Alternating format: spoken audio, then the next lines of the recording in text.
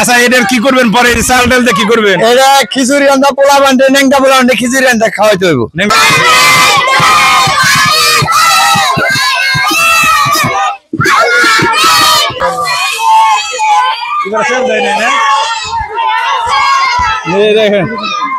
আল্লাহ মেঘ দে পানি দে ছায়া দে রে তুই, গ্রাম বাংলার হাজারো বছরের ঐতিহ্য, শত বছরের ঐতিহ্য। বৃষ্টির জন্য গ্রামের ছেলেপেলেরা এরকম গান গেয়ে বাড়ি বাড়ি গিয়ে চাউল তুলছে এবং এরকম পানি ছিটাছিটি করছে।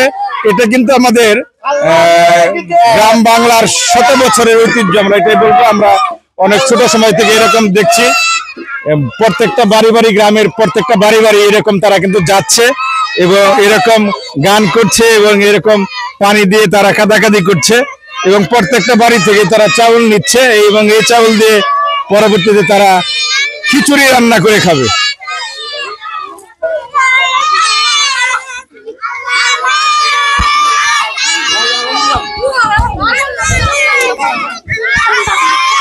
আপনারা গ্রাম বাংলার এই ঐতিহ্যকে শেয়ার করবেন, সবাই শেয়ার করে দেখার সুযোগ করে দেবেন, কারণ গ্রাম বাংলার এই ঐতিহ্যটা দেখুক।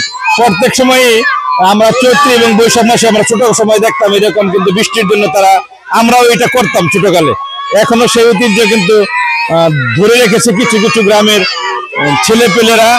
আগে কিন্তু বয়স্ক মানুষরাও এরকম করতো।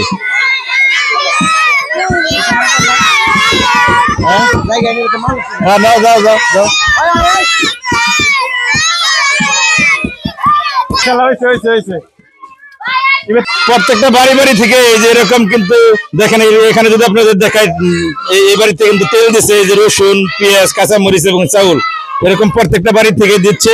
এর ব্যাগের ভিতরে ডালেন।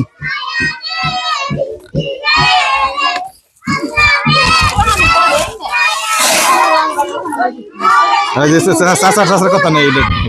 আচ্ছা এটার কি করবেন পরে চাল ডাল দিয়ে কি করবেন? এটা খিচুড়ি রান্দা পোলা বান্ডে নেংটা পোলা বান্ডে খিচুড়ি রান্দা খাওয়াইতে হইব। নেংটা পোলা বান্ডে তাতে কি বৃষ্টি নামবো? আল্লাহ জানে, আল্লাহর উপরে সবকিছু। এরকম এই যে প্রত্যেকটা এই যে দেখেন অবস্থা, এরকম বাচ্চারা, বিশেষ করে বাচ্চারা কিন্তু গ্রামের বাসায় যদি বলি কেদাকেদি করছে বৃষ্টির আশায়। আল্লাহ মেঘ দে বৃষ্টি, গানটা জানি কি,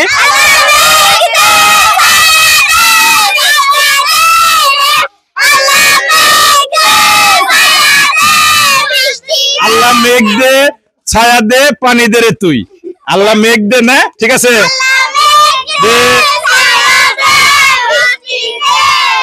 তোর এরকম নিষ্পাপ বাচ্চাদের সুরে সুরে আমিও বলি আল্লাহ মেঘ দে পানি দে ছায়া দে রে তুই। কারণ বাংলাদেশের অবস্থা এতটাই খারাপ, প্রচন্ড গরম এবং তাপদাহে জীবন কিন্তু অতিষ্ঠ দুর্বিষহ সহ হয়ে গেছে।